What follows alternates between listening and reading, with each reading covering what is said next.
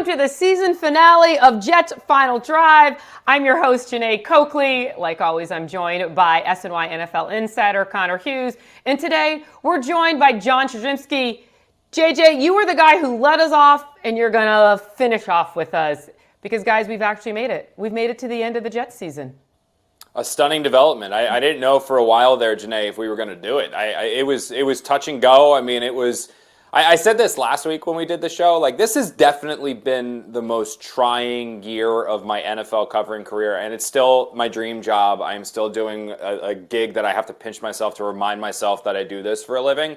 But when you're talking about the number of losses I've covered between the Jets and the Giants, just how sad everyone is, players, coaches, management. Like, it's not overly fun. And it's also kind of been the same story to write every single week. So I'm very much ready for the offseason and to talk free agency, draft, and everything that's going to come.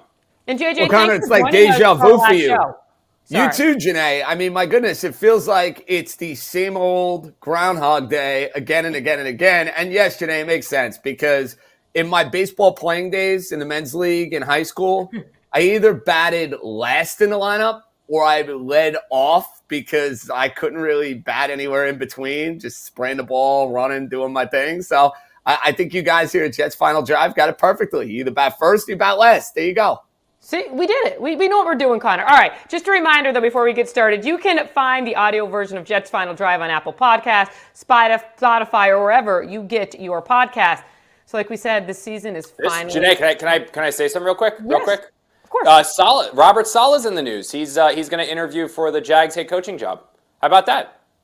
There we go. Yeah, how about that? We're finishing the show talking about the Jets' former coach interviewing for the Jags job. Go figure. All right, anyways, so the season's finally over. The Jets ended their season 5-12, and hopefully we could put the drama of 2024 behind us and have a fresh start in 2025. That is, unless the Jets hire our old friend Rex Ryan. That's a thought. But before we get to the future of the team, let's take a look back at this past season. Everyone knows about the preseason hype and how they did not quite live up to expectations. That's to put it nicely. So, guys, in hindsight, looking back to the preseason, should we have seen this type of season based on everything we saw in preseason? No. Connor, we'll let you go.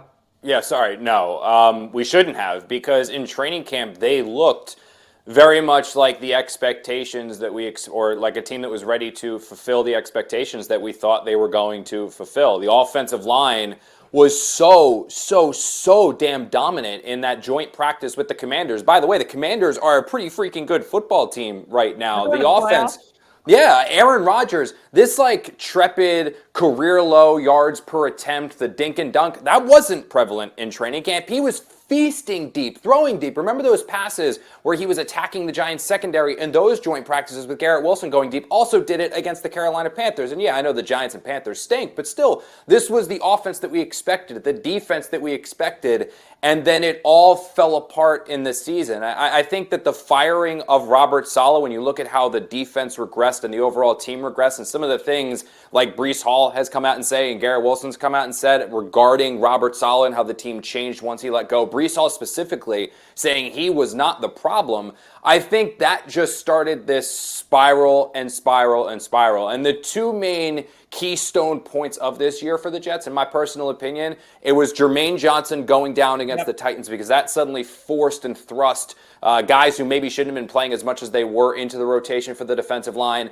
And then all of those injuries that Aaron Rodgers dealt with towards the beginning and middle portions of the season. The two knee injuries, the ankle injury, and the hamstring that was almost torn off his bone. Those problems really held the offense back, in addition to Hackett and all that other garbage. But that really held this offense back, and then the defense regressed, and it was just a cluster you-know-what for this team.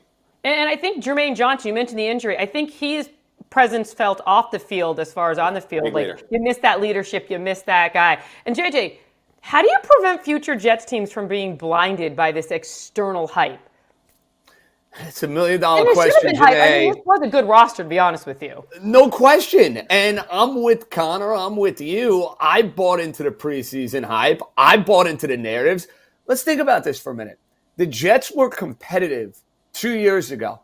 We're basically playing winning in Week 17 football with horrific Zach Wilson and Mike freaking White, who is a third-string quarterback playing in Week 18 for the Buffalo Bills just because they wanted to finish up their year and they didn't want to get anybody hurt. The Jets 2 years ago were 1 win away from the postseason, basically. Last year, despite Aaron Rodgers going down, they beat the Eagles. They were right there with the Chiefs. They were competitive, basically, going into December. This team was better on the offensive line. They ended up adding Devontae Adams, future Hall of Famer, 8 or 9 weeks into the year. And Aaron Rodgers played 17 games this season. Aaron Rodgers played 17 games. Garrett Wilson caught over 100 passes. You add Adams, and yet here we are, gang, and we're talking about a 5-12 football team. So as far as what to do to counter the hype, it goes to show you need to have a climate of success. And that comes from the people that you bring in. And I'm not blaming it all on Robert Saleh because, hey, the Jets have a 15-year drought without going into postseason. So this was not a Robert Saleh problem. This was Adam Gase. This was Todd Bowles. Yeah. Isn't it only 14 years, not 15? 14, 15. Semantics, Jeane. It's the longest drought in professional sports. The point being is this. That sort of leadership, that sort of climate that is around the Jets, it's got to change. I don't know how they do it. I don't know how the next GM and head coach finds a way to do it. But that, to me, is where it starts. Eradicating a lot of the nonsense that's come out of the building. And what I just keep going back to, Jeane, and it's been in my mind when I've replayed this season over and over and over again, is those first 5 games when they had Robert Saleh and they had Nathaniel Hackett before eventually Hackett was going to lose his job or lose his responsibilities to Todd Downing no matter what. That was going to happen. Robert Saleh was making that move before he got fired. But the Jets were 2-3, and they were preparing for a game against the Bills for first place in the AFC East. Who were the 3 teams that the Jets lost to begin the season? A healthy San Francisco 49ers team across the country in the Bay Area. The Denver Broncos. The Broncos are going to the playoffs. The Jets lost to them by 1 possession because of their kicker. The Minnesota Vikings, a team with the second or third best record in the NFL that was just playing for the Detroit Lions for first place in the NFC and home field advantage. Those were the Jets' 3 losses. Healthy Niners, Denver Broncos, Minnesota Vikings, and they pulled the plug. For the Vikings and the Broncos, it was 1 possession, 1-score games, and it all just unraveled from there because I'm not saying Robert Saleh was going to get the Jets to the playoffs. I'm not saying Robert Saleh was a coach of the year. What I'm saying, though, is that the operation that the Jets had was sound because everyone knew their roles. The offensive staff was going to be Todd Downing calling the plays. Jeff Ulbrich, who I still believe is a very, very good defensive coordinator, had the defense humming where they were top 5 in just about every single statistical category. And then Robert was the CEO type. Would it all still want to fall apart because Aaron suffered the injuries he did? Yeah, maybe. But I do believe that ultimately when they lost Robert, they lost the leadership and the captain of the ship that was keeping everybody else steady. And I don't know, are they a 5-win team? No, I think they're probably more looking at an 8-win team, maybe 9-win team if Robert Saleh had stayed, and then maybe they could have snuck their way into the playoffs. You never know. All right, and JJ, you mentioned Aaron Rodgers played every single game. He ended the season and possibly his career on a high note, throwing 4 touchdowns against the Dolphins and hitting 500 career touchdowns. Obviously, the Jets weren't facing a full-strength Dolphins. JJ, you know that quite well. But the game did give glimpses of what maybe could have been. So is there a part of you, JJ, that wants Aaron Rodgers to return to the Jets next season?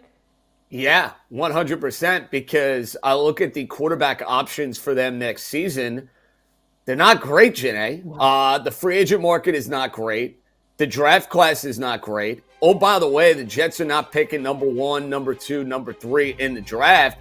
I don't think they'll have a quarterback on the roster who's going to be as good and is going to be able to perform the way Aaron Rodgers did. Now, that all being said, I can read body language. You guys and gals, you're in the locker room every day with the Jets.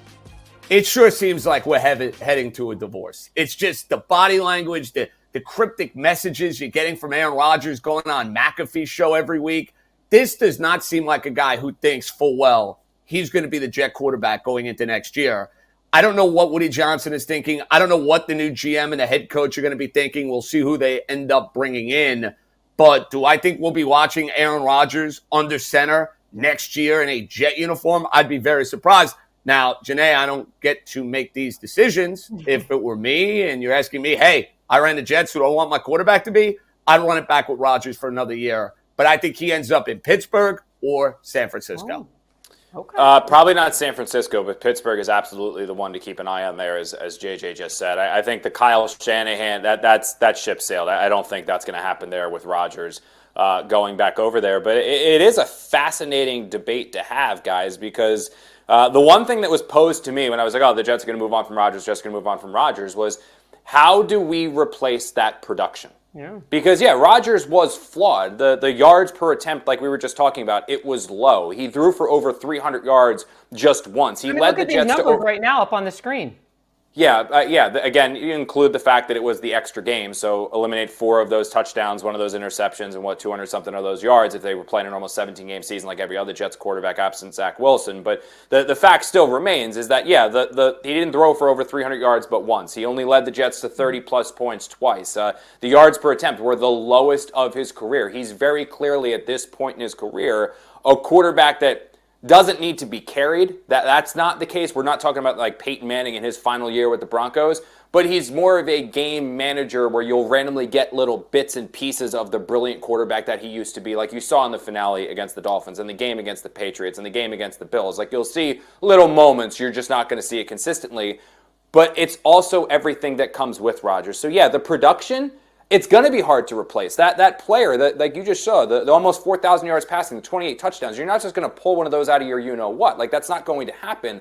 But it's everything that comes with Aaron that you need to take into consideration. The guy is 41 years old. His body has broken down his last 3 years. He had a thumb issue, remember that, his final year with the Packers, the Achilles injury his first year with the Jets, and now all the injuries that we were talking about a little bit ago this first year with the Jets. You also have the fact he's going to go on McAfee every single Tuesday. That's a major thing, because unlike other players where media relations and PR can control or know what's going to be said, Aaron is his own guy. Aaron does his own thinking. Aaron's not going to be controlled by anyone. If he has something he wants to say, he's going to go out there and say it. That's not going to bode well with everyone. You have a general manager and head coach where Rodgers, throughout the last few years of his career, has butted heads, whether it was with McCarthy, with LaFleur, with Saleh. Ulbrich, no, but there's other factors here in play. And the main one, I don't get the sense, even though Woody Johnson told the New York Post that he's going to leave it up to the general manager and head coach, I don't get the sense, and certainly Rodgers doesn't get this sense, that Woody Johnson really wants him back next year. I think this is something where the organization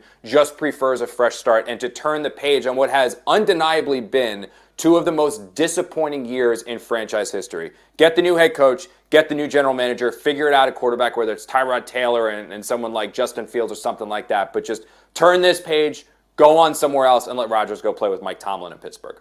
I want to see this Mike Tomlin and Aaron Rodgers experiment, how that's going to work. They do like each other. It's like, go, Jeane, you should. I don't think you and Scott look at each other with the googly eyes that they were throwing each other when the Jets played the Steelers. I mean, that was like that. There was some. I mean, some have love you in seen the Mike air Tomlin? And Jeane, they're desperate the Steelers. Listen, Mike Tomlin, despite all of the success he's had as a head coach, he has not won a playoff game in, 7? It's going to be 8 years when Lamar Jackson and the Ravens smoke them on Saturday. Hey, they did beat the Ravens earlier this year.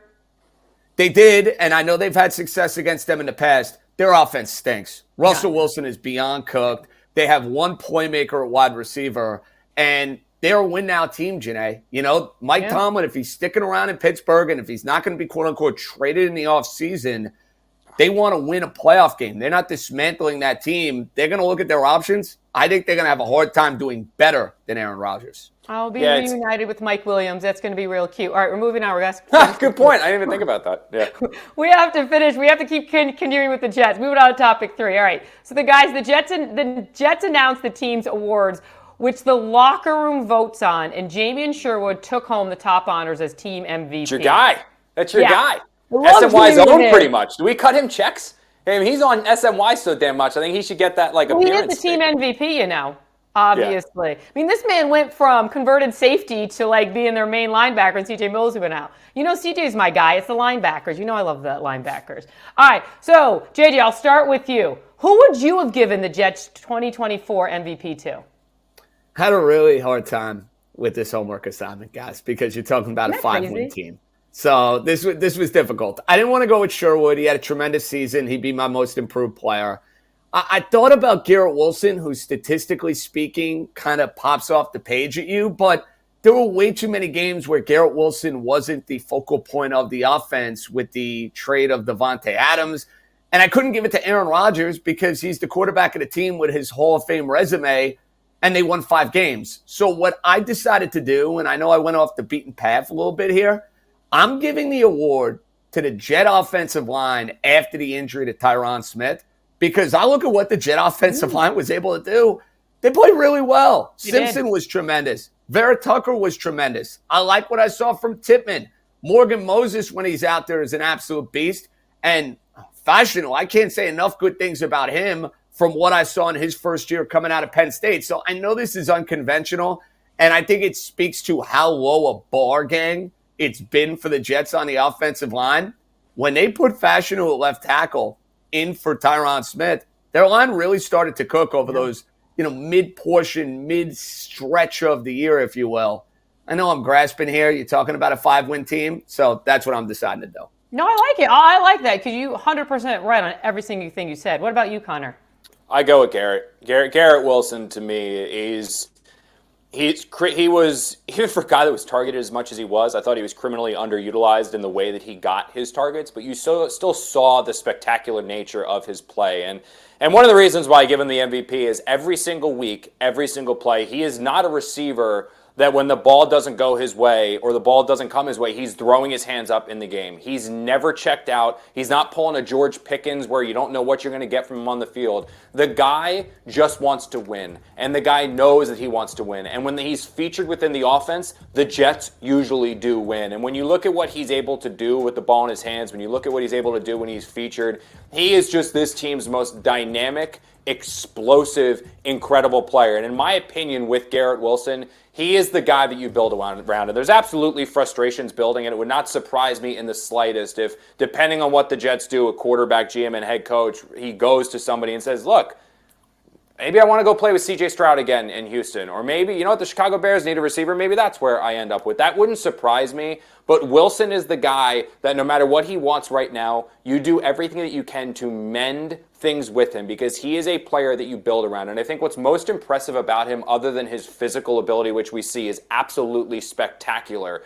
one of the best receivers in the NFL, undeniably the best receiver on this team, and probably this team's best offensive player, is that he just wants to win. He doesn't care about money. He doesn't care about fame. He just wants to win. And you see how much the losing takes a toll on him. Those are the people you want in the locker room. That's the culture that you want in the locker room. You want more Garrett Wilsons, not less. And that's why he's my MVP. All right, very nice. Now let's move on. Now, JJ, you said that you would have given Jamian Sherwood most improved, which I think she deserved MVP, so whatever. So let's move on to next year. So who is your prediction for the 2025 Jets most improved player? Wow, great question. And I'm going to put a little caveat on this because I think it depends, obviously, entirely on injury and what the timetable may look like for this particular player. Fashanu, I think, is going to be a stud. Absolute stud. And I know I mentioned him as a part of the Jet offensive line turnaround. If indeed he's able to go and play 16 or 17 games, I think the Jets got themselves, gang, a cornerstone at tackle. And that's exactly what they envisioned when they drafted him. And they passed up Brock Bowers. Brock Bowers is going to be one of the best tight ends in the NFL. So you really want that pick to go and be a guy who's going to be a big part of what you want going for you moving forward. I think we're talking about Fashanu as one of those cornerstone tackles, and the Jets got one of those guys. I'm very bullish on what this kid can do. Was it the Lions? Was it the Lions that passed on a receiver when they took Penei Sewell? Am I right? I don't know if that was the Chase draft or something like that. But it was the Chase draft. Dolphins took Waddle. They ended up with Sewell. Got you. Worked Okay, out pretty well. Yeah, that's what it was, and I think like that could be very similar where Brock Bowers is a stud, and yeah, the Jets could use playmakers and stuff like that. But one of the things that we said on draft night when people were losing their minds on why didn't they get a playmaker? Why didn't they get a playmaker? Why didn't they get a playmaker? When it pertained to Olu Fashanu was exactly what JJ said, was that if something happened to Tyron Smith, who was a major concern with durability, if something happened with Morgan Moses, who was a concern with durability, they were going to have to turn to Max Mitchell and Carter Warren to start. You saw what happened this year when they turned to Max Mitchell and Carter Warren to start, which is why Fashanu was, maybe not the best player on their board, but pretty close to 1, 2, or 3, and he filled a major need and gave them a major luxury. And it's just a shame that Joe Douglas spent his entire time trying to build that offensive line into a force to be reckoned with. He finally did it, and then he got fired and won't actually get a chance to see this through. But you got a hat tip to him because it was his final parting gift to this organization.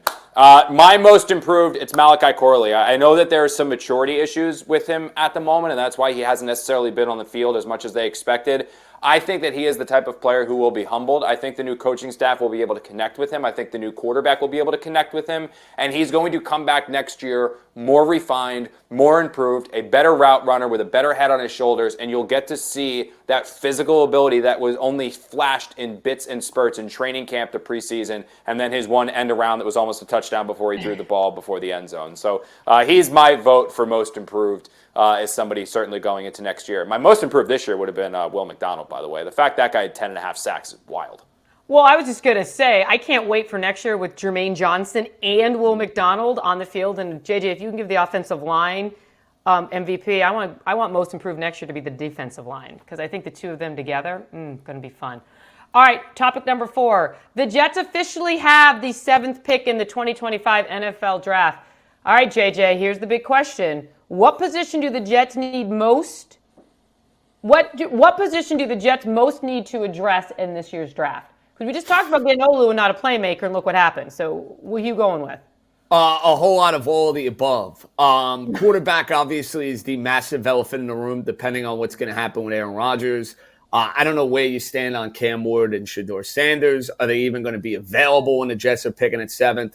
Probably not, but Jeane, you could sell me on the Jets getting help on the defensive line. You could sell me on the Jets going and adding a safety. Is DJ Reed back on this Jet team, and the Jets going to be looking to go and add somebody to play alongside Sauce Gardner?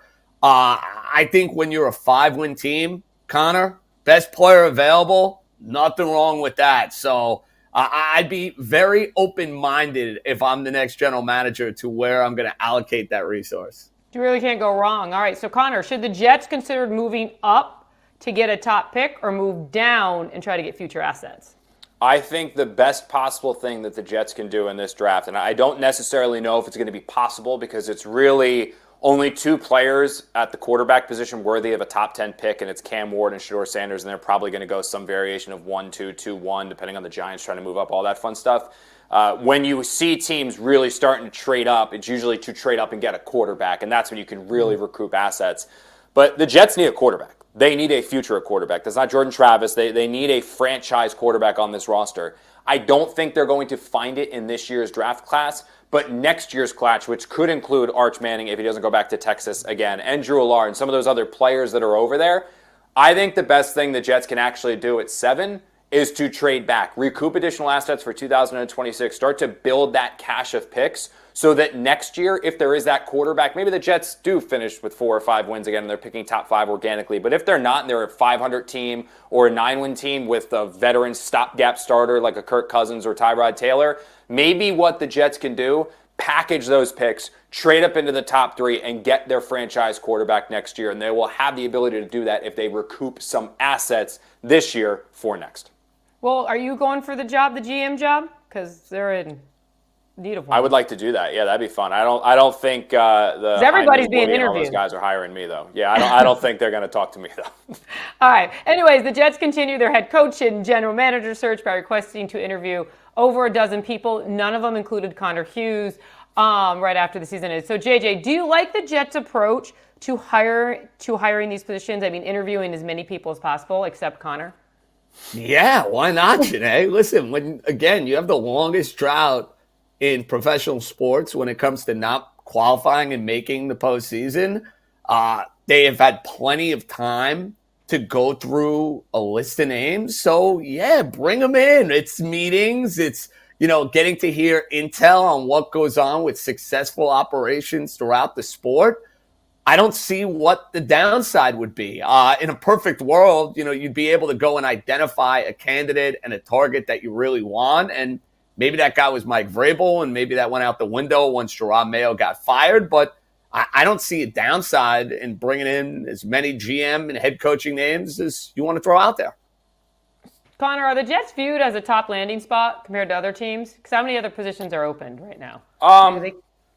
That's a tough one. I don't think they're the top landing spot. The best available position for anybody right now is the Patriots. I mean, you're talking about a player that is viewed and considered a budding franchise quarterback in Drake May. You're going to have another top 5 selection that you can either use or trade back to recoup additional assets. You have a owner that is known to be pretty patient, although he did pull the plug on Gerard Mayo after 1 year. By the way, that's because he thinks he's getting Mike Vrabel. And then you've got over $120 million in salary cap space. So that's the best position. I think the Saints, with their ownership, is going to be viewed very, very highly. The Bears' vacancy is going to be pretty high just because of the fact that they've got Caleb Williams, a lot of young talent. And if you view Caleb Williams as what many viewed him coming out last year, you're going to die to go work with them. And then the Jacksonville Jaguars is another opening where, again, an owner that's willing to spend, and you've got Trevor Lawrence. But the Jets are not in undesirable position. There's just some things that they're going to have to figure out. I mean, there's a lot of talented pieces on this roster already. That's a feather in the Jets' cap. Not too often you can get a top 10 running back in Breece Hall and Garrett Wilson, an offensive line that is 4/5 stabilized, and the only weakness being right tackle, which should be a pretty easy fix in free agency or the draft. And a defense that, while they're going to be losing some people like DJ Reed, with the right coach on the sideline, can be a top 5 unit, because that's what the Jets were before Robert Saleh was fired. The problem with the Jets is you don't have your answer at quarterback. You don't necessarily have a means this year to get that answer at quarterback for the long term. And there are a lot of concerns with the salary cap situation. They've got $28 million right now. They can increase that to, I think it's $60 million with the releases of Allen Lazard and Devontae Adams. But then once they cut Aaron Rodgers, they're going to go back down to like $35-ish million in salary cap space, which ranks 20th, 15th, 20th most in the NFL. So it's not the most desirable position, but it's not one that people are going to be like, oh my God, no, stay away. All right, topic 6, our last one of the year. Before we wrap the season of the Jets' final drive, we want to get your way too early 2025 Jets season predictions. But we're going to keep it real quick, all right? First up, we'll start with you, JJ. Who will be the Jets hire as head coach and GM? GM, I have a hard time throwing a name out there because, look, you're going to have a tougher time getting a guy as qualified as Joe Douglas. I mean, Joe Douglas, from a resume standpoint, it couldn't have been any better. I'll say Ryan Grigson, who is a former GM with the Indianapolis Colts, whose resume looks a heck of a lot better looking at what the Colts have turned into over the last few years. And I'll say Brian Flores is going to be the head coach. He's got New York ties. He has head coaching experience, did a brilliant job with the Minnesota defense. And I think, Jeane, he can learn from the mistakes he made with the Miami Dolphins. I think for this climate here in New York, the Jets need a leader of men. Brian Flores is that. And they need a program builder. He took over a tanking Miami Dolphin team. Second year, they won 10 games. I think Brian Flores deserves a second chance. I'll say he's the Jets' next head coach. Ooh, Connor. I actually like JJ's. Like I would sign up for that, but for the I love Grigson. I don't think he's getting enough credit, and he's hated too much. I think Grigson would be an incredible hire for the Jets, and I think Flores would be an incredible hire for the Jets. I'll go opposite though, obviously, for not being the exact same. They're going to interview this guy from the Eagles at Alec Halaby. I didn't know that much about him. Somebody reached out to me when I was talking about potential GM candidates, and they said that this guy is a budding star. A lot of the master mindful, if that's even a word, things that Howie Roseman does in Philadelphia, he's the guy that's behind them. He's the guy that thinks of them. He's the one that takes him to Howie and says, hey, maybe we should try this. He's been brought up in one of the most successful organizations we've seen over the last 10 to 15 years, a team in the Eagles that just year after year after year is some variation of good. I think he would be an incredible hire for the Jets. A little outside the box. I know they want experience. I know they don't want first time, but he is somebody that I think, based off of what I've heard, and I don't know him personally, but just from what people have told me, I think he'd be a pretty good outside the box if the Jets decide to go with a first timer. Coach, Aaron Glenn. He knows, again, first time Jets want experience, but he knows how the New York market works. I was insanely impressed with the defensive job he's done with the Lions, despite the fact they've lost basically every starter they had before the season. Masterful game plan against the Vikings to clinch home field advantage. Comes from a winner, knows New York, knows the Jets, want to build the Jets into the winner. If he doesn't go to the Saints, I think he'd be a great hire for New York. All right, next, give us one surprise offseason signing or transaction. JJ, you know what quick is. We'll work on Connor for this one. Sorry. My goodness, a surprise transaction? I don't think it's that big of a surprise. Give me a quarterback. Let's get nuts here. Kirk Cousins. If I'm going with the Brian Flores team, does that work? I'll go with that. I mean, it would be a surprise. Would be a surprise, no doubt. You, Connor? I like Kirk. I think Kirk Cousins actually ends up playing for the Giants, though. I think that's going to be Giants with Kirk and a rookie. Here's mine. It's a prediction of what's not going to happen. I think that there's a decent chance that Garrett Wilson or Garrett Wilson's representation ends up asking for a trade. I'm not saying that's going to happen. I could just foresee that happening.